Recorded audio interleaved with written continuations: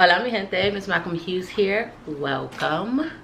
And today is part 2 of me sharing my newest purchases with books, also books that I've gotten in the mail. Super excited to continue sharing. What I have right here is Crick Crack. As y'all know, reviewing that over on Instagram Live on July 15th at 7 p.m. Eastern time with Zakia's Lit Life. So make sure you tune in for that. But let's just get right into it, shall we? I think so.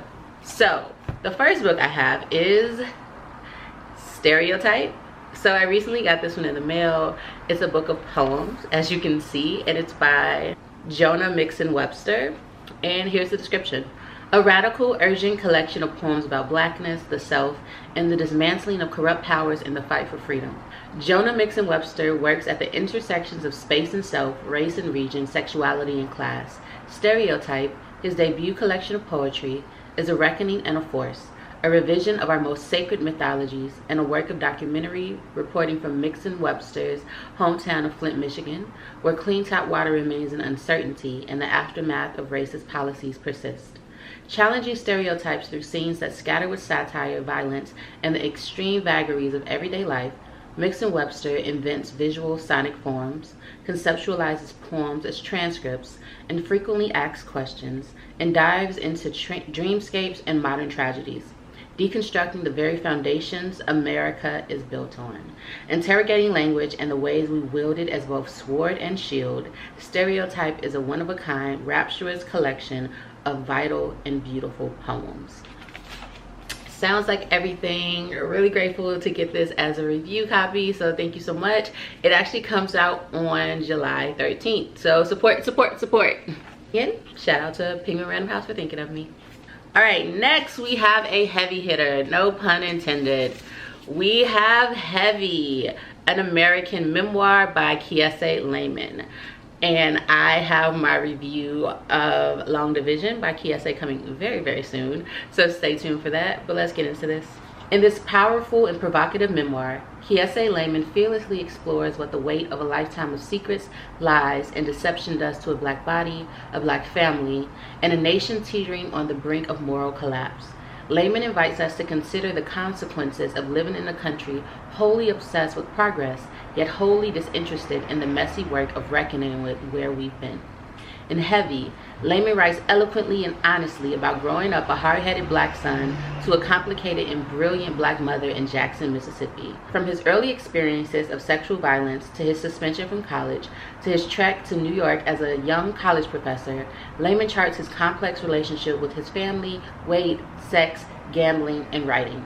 By attempting to name secrets and lies he and his mother spent a lifetime avoiding, Layman asks himself, his mother, his nation, and us to confront the terrifying possibility that few of us know how to responsibly love. A personal narrative that illuminates national failures, Heavy is defiant yet vulnerable, an insightful, often comical exploration that begins with a confusing childhood and continues through 25 years of haunting implosions and long reverberations. I love the writing of Kiese. I really love his style of writing, so I'm super excited to delve into that. He also gives really great interviews. Like, I love to watch him talk about books. I love to watch him interview others. So he's just someone to like look out for and watch, and I just think he's overall dope from what I've seen. Next we have Last Evenings on Earth by Roberto Bolaño. And I was actually introduced to this. I don't know if any of you watch In Treatment on HBO. I just learned about it this year because of the amazing cast they have this year.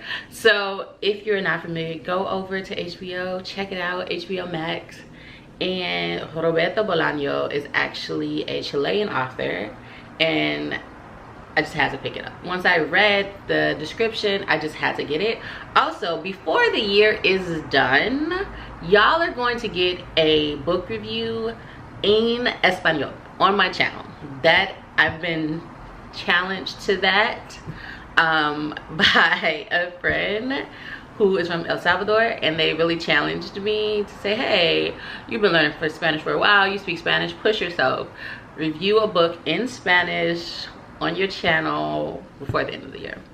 So I accept it, and that is my goal. It won't be this one because this one is actually in English, but I do have another book that I'm hoping to review before the end of the year. in Spanish. But let's get into it. The melancholy folklore of exile, as Roberto Bolaño once put it, pervades the 14 haunting stories of last evenings on Earth. Bolaño's narrators are usually writers grappling with private and often unlucky quests, set in the Chilean exile diaspora of Latin America and Europe, and peopled by his beloved failed generation. These gripping stories showcase Bolaño's sheer brilliance. One story begins.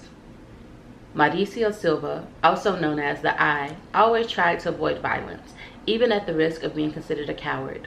But violence, real violence, is unavoidable, at least for those of us who were born in Latin America during the 50s and were about 20 years old at the time of Salvador Allende's death.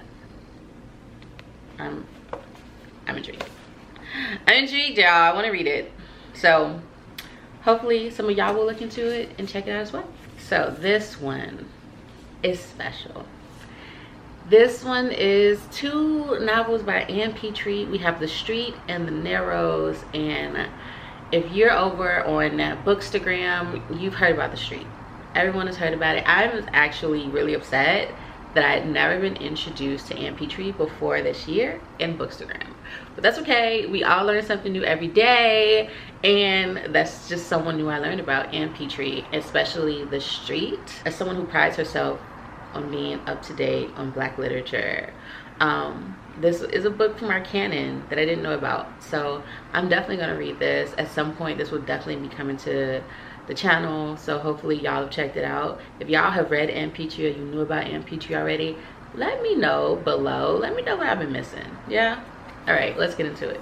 Together in one volume for the first time are 2 classic novels by a writer who ranks with Zora Neale Hurston, James Baldwin, and Toni Morrison as one of our foremost chronicles of the terrible power of race in America. In The Street, which first came out in 1946, the first book by an African-American woman to sell more than 1 million copies, the insidious pressures of Harlem life threaten to destroy a young woman's buoyant spirit and rob her of her freedom and her child. Whew. In The Narrows, which first came out in 1953, I'm telling y'all the dates because I'm hurt that I'm just learning about it, but it's okay. A daring story of interracial romance, Petrie conjures a haunting panorama of post-war America, full of inimitable, quirky characters and unforgettable humor. It is Petrie's masterwork.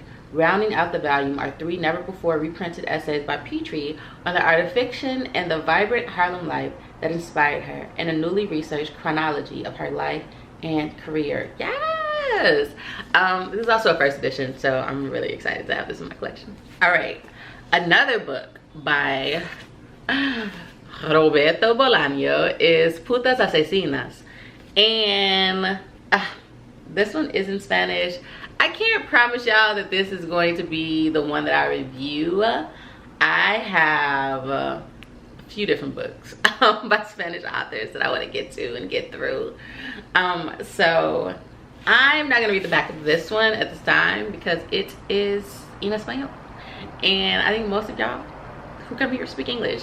So I'll probably add I'll probably do a video just about the books that I have in Spanish, and actually I really like that idea, so I think I'll do that. But this is one of the books that I purchased. All right, so not trying to make this too long, but let's get through it. So another book that I have is Black Reconstruction in America by W.E.B. Du Bois, as you know, or Du Bois, however you pronounce it. Du Bois, people say it different ways. This book is thick. It's a little thick. The print is not big. Hello.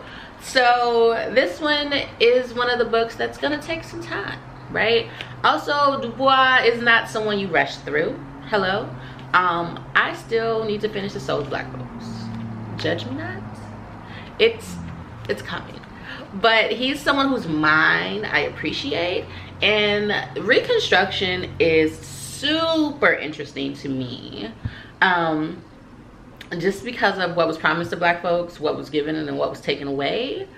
Super interesting to me. And as y'all know, what's really leading me right now is how do these works contribute to the liberation of Black people across the diaspora, right? So all of these works in different ways, maybe except for Roberto Bolaño, but they deal with that, right? So this is another book that gets into that. But let me tell y'all what it's about, yeah?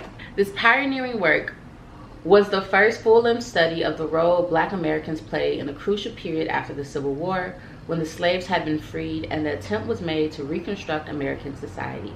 Hailed at the time, it has justly been called a classic. So, this will be coming in phases. I actually might do a deep dive with this one. I want to try doing different things on the channel. I want to try to expound on works more, really let y'all know what I'm thinking, what I'm feeling. These might actually, that's what I may do. That is what I may do. I may do like YouTube lives where I do deep dives into this in some of my other texts. Can't promise that right now, but it's a thought.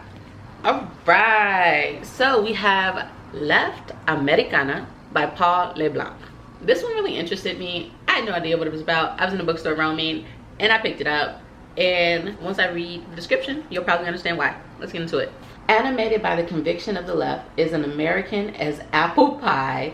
This rich collection of essays highlights radical traditions that help to shape U.S. history in the direction of genuine liberty and justice for all. These essays, touching on the Marxist tinge anarchism of the Haymarket Martyrs to the predecessors and heirs of the Occupy Wall Street movement, give a vibrant sense of the central role of the left in social movements and struggles of the past and present that generated remarkable transformations. Left Americana considers both the limitations and successes of activists from the socialist and communist parties, Christian socialists, Maoists, Trotskyists, and the New Left activists of the 1960s and 70s in creating profound social and political change. One more, stick with me. Finally, we have Dominicana by Angie Cruz. And I got this one in English. It is available in Spanish, but let's get into it. 15-year-old Ana Cancion never dreamed of moving to America, the way the girl she grew up with in the Dominican countryside did. But when Juan Ruiz promises and proposes to take her to New York City, she must say yes. It doesn't matter that he is twice her age or that there is no love between them. Their marriage is an opportunity for an entire close-knit family to eventually immigrate. So on New Year's Day, 1965, Ana leaves behind everything she knows and becomes Ana Ruiz, a wife confined to a cold 6th-floor walk-up in Washington Heights. Lonely and miserable, Ana hatches a reckless plan to escape. But at the bus terminal, she is stopped by Cesar, Juan's free-spirited younger brother, who convinces her to stay. As the Dominican Republic slides into political turmoil, Juan returns to protect his family's assets, leaving Cesar to take care of Ana. Suddenly, Ana is free to take English lessons at a local church, lie on the beach at Coney Island, dance with Cesar at the Alaban Ballroom, and imagine the possibility of a different kind of life in America. When Juan returns, Ana must decide once again between her heart and her duty to her family. In bright musical prose that reflects the energy and vibrancy of New York City, Dominicana is an urgent portrait of the immigrant experience and the timeless coming-of-age story of a young woman finding her voice in the world. So, that is Dominicana. And those are my newest books, y'all. That's what I have coming. Or that's what I have. I can't promise you that they're coming or when they'll be coming. But those are the books that I have. And if you haven't seen my most recent video where I talk about why some book reviews will probably never come, then that will be linked above. But that's it for me. I love getting books. There's a song, I love reading books. I love reading books, and some other stuff, but I like that song and I love books, so I wanted to share them with y'all, tell y'all what I'm reading, let y'all know what may be coming, and just letting y'all know what's new and what's fresh in the world. Whether or not I review it here, I have them and what I think and the books that I think are interesting. So let me know if y'all have read any of these. Let me know what y'all are reading in the comment section down below. Not only do I love getting new book ideas from Bookstagram and BookTube, I love getting book ideas from y'all. So let me know what y'all are reading in the comment section down below. I would love to get into it. Let me know the books that are just blowing you away. So that is it for me. As always, I am MsMalcolmHughes.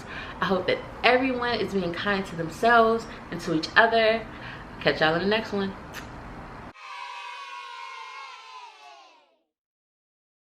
Also, for those of you inquiring, I do still have buttons, my MsMalcolmHughes pins, and the details on how to get those are below.